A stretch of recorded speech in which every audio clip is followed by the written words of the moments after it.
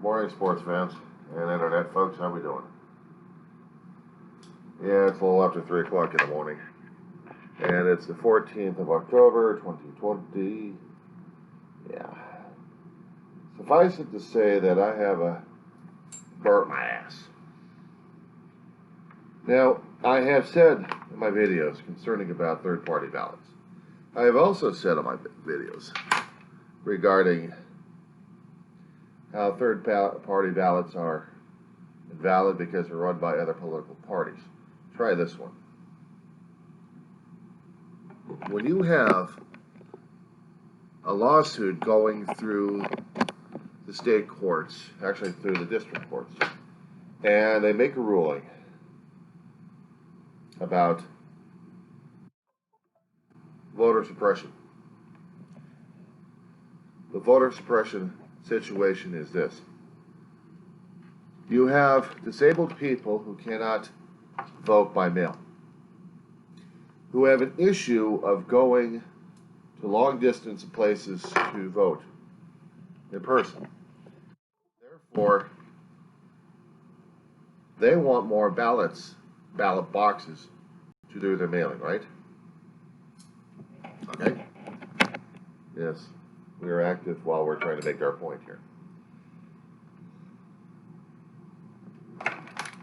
Distracting, isn't it? Well, imagine how things are at this point. Very distracting for a hell of a lot of people, including those who are disabled enough who can't do things because of other things that are still distracting us left and right, like the idea that voter suppression is still out there, and it is. So people dismiss it. Hampering drop boxes that are officiated by the state. When you curtail your ballot boxes officially, one per county, and especially a large county, when you have, say, about 2-3 million people in a 2,000 or 3,000 square mile radius, and you're in a state that's large or larger than California, say for example, you know where I'm getting at. A lower court says that voter suppression is happening because you're not allowing enough ballot boxes for people to get to vote. And a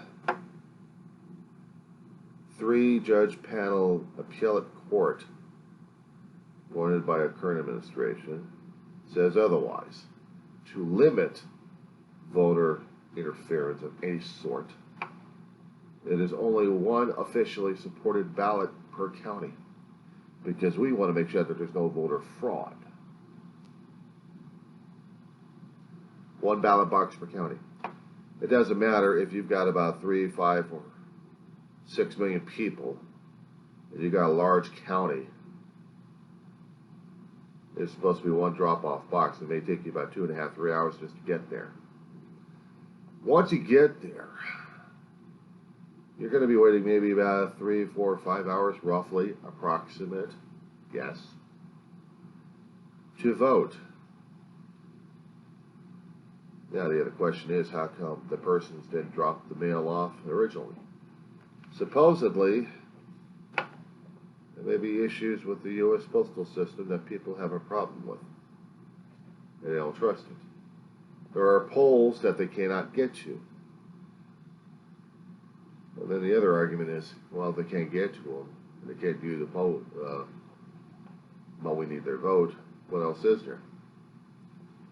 They wanted closer drop-off boxes, but they can't get them because you have to put one per county. So now if you've got one per county at this point over here legally, supported by a 3-judge rule, and you're disabled, what are you going to do?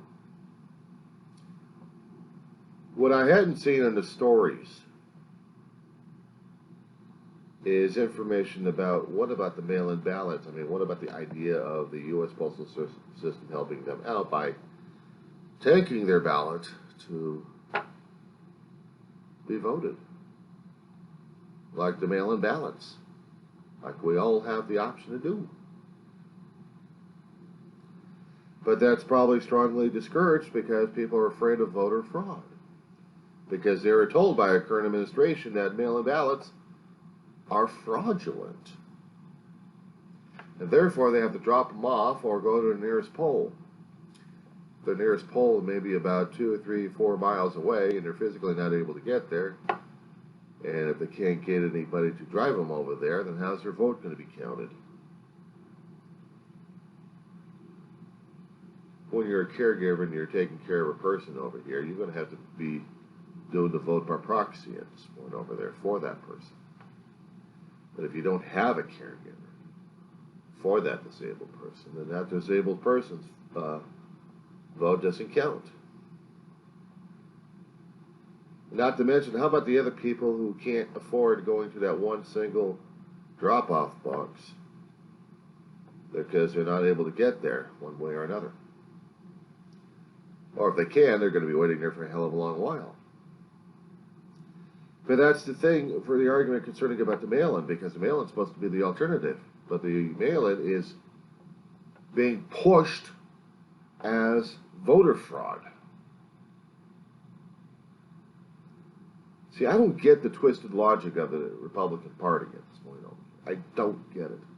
They're no longer the Republican Party. They're Trump's party. If we're going to get technical about it, they're Trump's party. They lost that title of being the GOP a long time ago when they started blending into the damn Trump.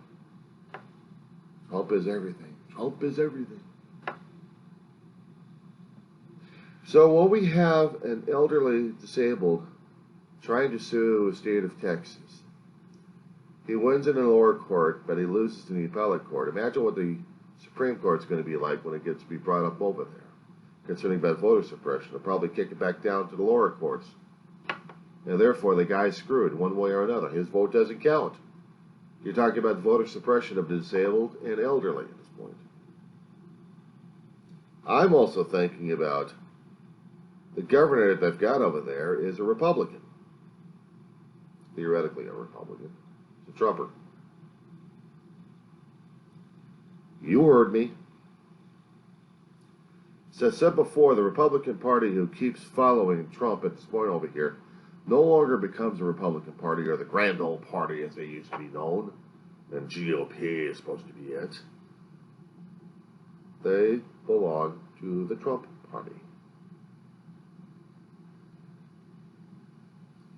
We had Tea Party amongst the Republicans when we had George W. Bush in office. They didn't like him very much. They really didn't like Obama either. They were pushing their agendas left and right, trying to get him out of office. He served 2 terms.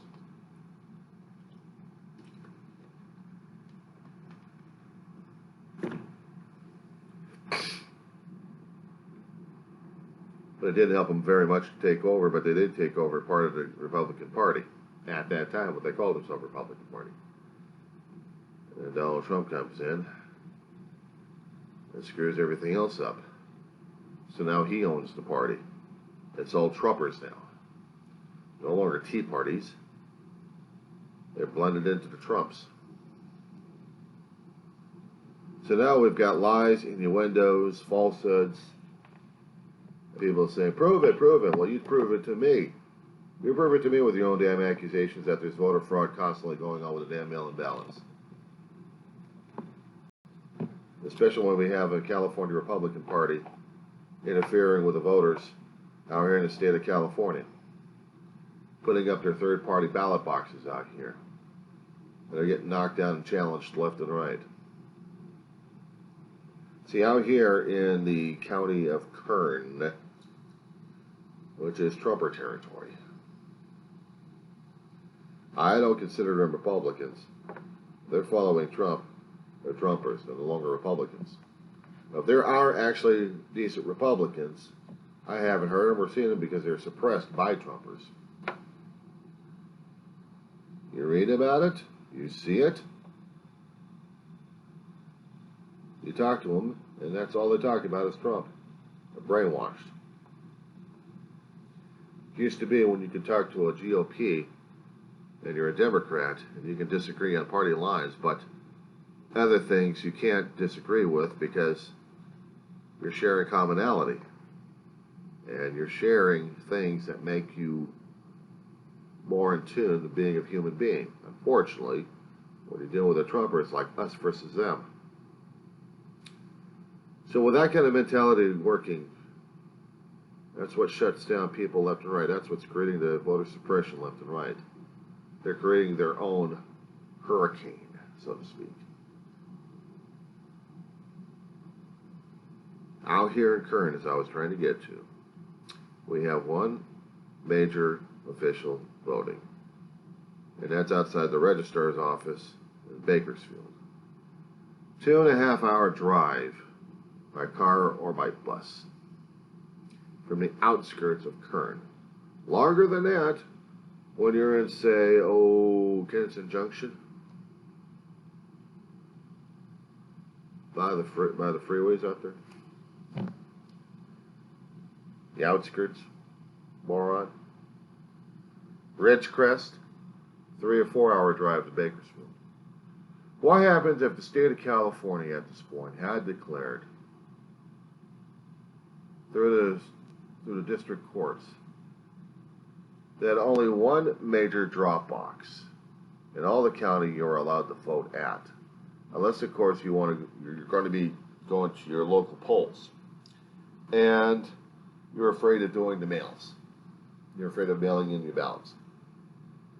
That means you would have to travel miles after miles after miles for hours, wasting gas just to get your vote processed. And here's the situation. I haven't read too much into history, and yes, you're going to talk about me about that one, but still. When they voted, they had representatives in their own little towns that they were close to. Southern states, they were spread out because they had plantations. And they were spread out for miles. When you lived closer in the major cities and the major seaports, everything was in walking distance, so no problem. It was all scrunched in. But when you're dealing with square footage, it's a different story altogether, especially when you're spread out. So you have to travel miles to vote. They didn't have mail-in ballots, I don't think, during that time. I could be wrong. But then again, I never read or heard anything about it in the first place. That's how they voted. They made sure that their votes were counted for,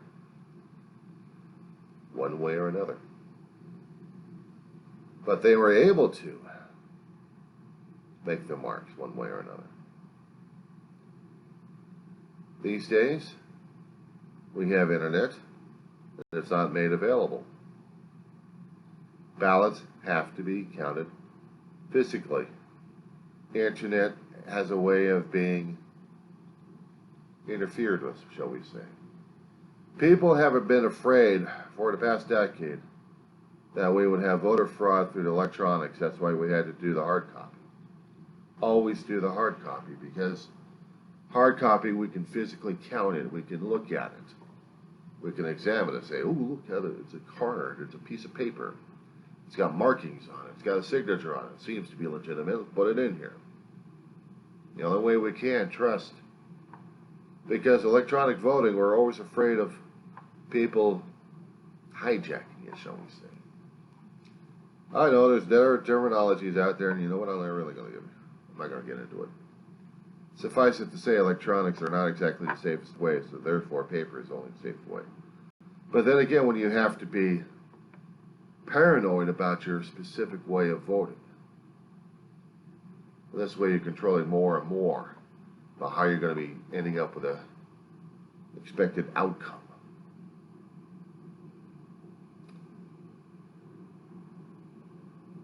And that's a hard concept to deal with, because it's still illegal as hell as far as I'm concerned. It's voter interference. But both sides are trying to make their point, make their case about what's being interfered with.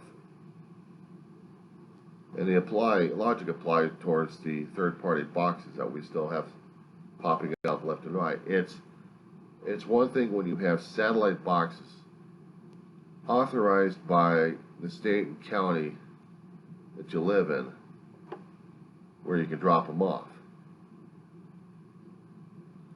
It may not be the most inconvenient places, but we can drop them off.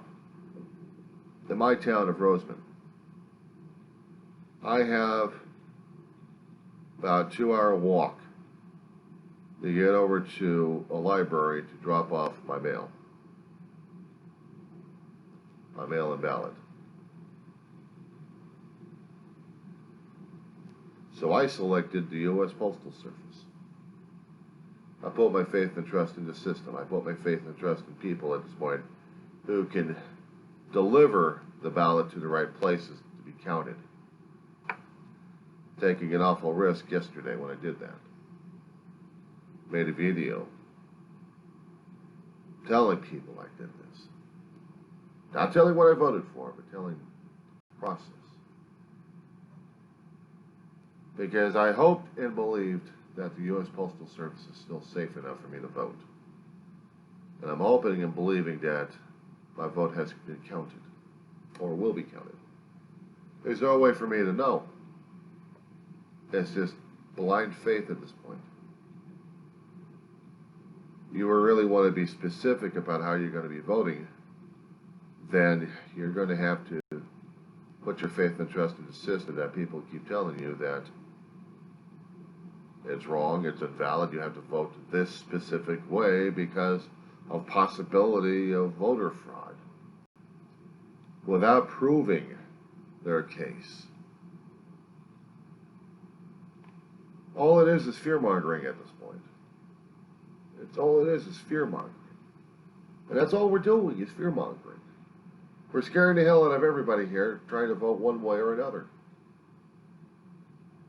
Instead of letting them have the courage to vote the way they want to. That's offered. But if we're limiting the choices at this point over here, then we're telling them their vote no longer counts, and therefore we are doing voter suppression. We're doing something illegal here. We're keeping people, we're keeping a class of people, we're keeping a classification, race, color, creed out because they can't match up with our requirements, and yet the federal government and this Constitution guarantees them their right to vote. We're just telling them that you can't vote this way because we don't want you to vote that way. This is a contention with the California Republican Party at this point over here. What they're making known is we want it to be our way. Not the most convenient way, but our way. We want to make sure that we get the votes right in our favor. And now we got the slant going on. They blame the media for this thing, and yet we have a party doing the same damn shit. Now, what happens if it got reversed with the Democrats? Of course, I know a lot of Democrats are going to be screaming and yelling about this one. They're going to be screaming and yelling at this point saying that you're wrong, Democrats won't do this thing. Well, what happens if they did? Throw out the hypothetical at this point over here. The Democrats will be getting their asses reamed as much as the Republican Party will be. Because we're still doing voter suppression and voter fraud at this point over here. I know it's an anathema situation over here to figure out, but it's still the same. It's the same example over here. You're just placing parties at this point over here. One party trying to suppress the other by selecting the people who can and cannot vote in order to guarantee their party to succeed. This is what's happening. I tell people to go out and vote. If we are getting it suppressed one way or another, we are not doing our constitutional duty. We are suppressed. It is illegal. It is against the federal law. Someone tried to prove that, and because of someone else's greed and ego, pride and fear, by putting a judge to share the same rulings they have appointed fearmongers in to limit a county, and that could be spread like wildfire. Now it's telling people, because of crooked politicians at this point over here, and I did use the word crooked, and crooked judge, and I did use the word crooked. It's not character assassination, it's demonstration by action, by words, by deeds. Because now they've suppressed the voters in states and in counties. Because they want their party to be in control. And they're going to do anything by hook and by crook. I don't care if I don't care which particular political party is going to be doing this damn thing. It's still wrong because it still interferes with a person's right to vote. I'm trying to express my strong concern to my fellow Americans to vote one way or another, but make your vote count. And what pisses me off in this, what I'm trying to explain in this video, is how people can be so damn fearful and so damn egotistical that they have to control everybody else's vote to make sure they stay in power, regardless of political party or affiliation. By hook and by crook, they'll make sure. It's up to the U.S. voters to find things beyond the hook and crook to make their votes count, to make their voices known.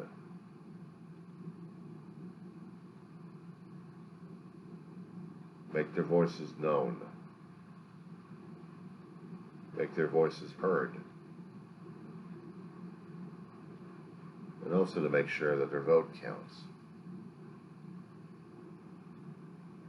Regardless of the ballot form or function, regardless of location, make the vote count. Make your voice heard.